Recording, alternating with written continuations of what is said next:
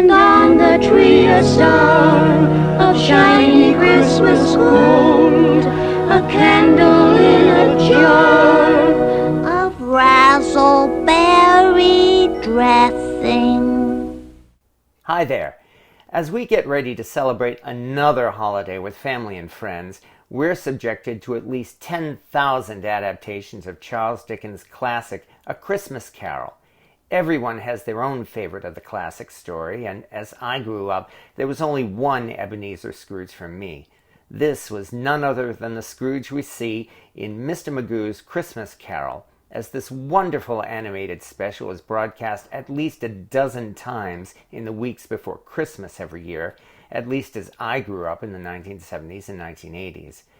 And this leads to one of the most memorable moments of Mr. Magoo's Christmas Carol, when Bob Cratchit's family sits down to dinner and sings The Lord's Bright Blessing, while Tiny Tim, cameo appearance by Gerald McBoing-Boing, sings of the joys of raspberry dressing.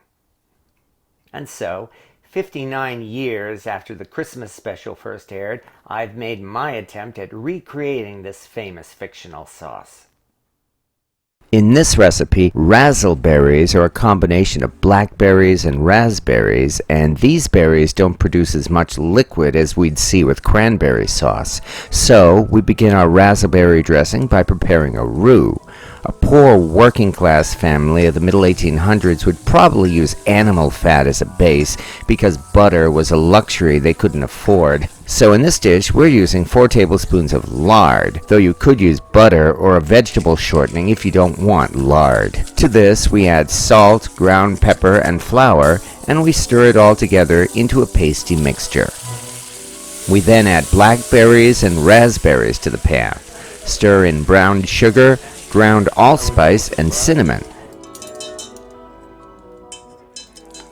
And we simply stir it over low to medium heat for 10 minutes until the berries have come apart and we have a thick sauce. For a little extra sweetness, we add a splash of brandy and then about a 1/4 cup of chicken stock.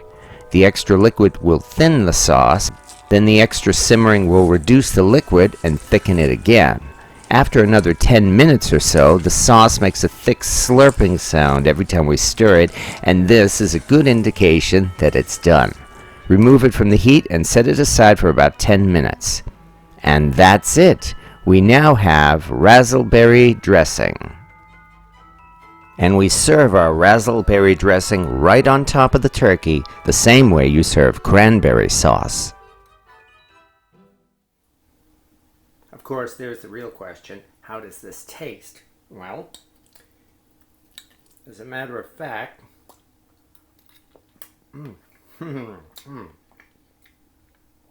this is not a sugary sweet pie filling. Rather, it's meant to be savory with just a little bit of sweetness. And for that reason, it goes very well with meat such as turkey. The final result here is a savory, mild sauce that doesn't have a sharp flavor of its own. Rather, it enhances the flavor of poultry such as gander or hen or turkey, and it gives a little bit of savory sweetness to the meat. It would be a good alternative to gravy or a combination to provide variety to a single meat dish. A person dining could have gravy in one serving and razzleberry dressing in the second serving. And truly, that would be a feast result of the finest working-class family. So, I hope you like it. And if you've never seen Mr. Magoo's Christmas Carol, then do seek this out and give it a try. It's only 50 minutes long, and there are many who would agree when I say this is one of the finest adaptations of A Christmas Carol ever made. Thank you for watching, and Merry Christmas.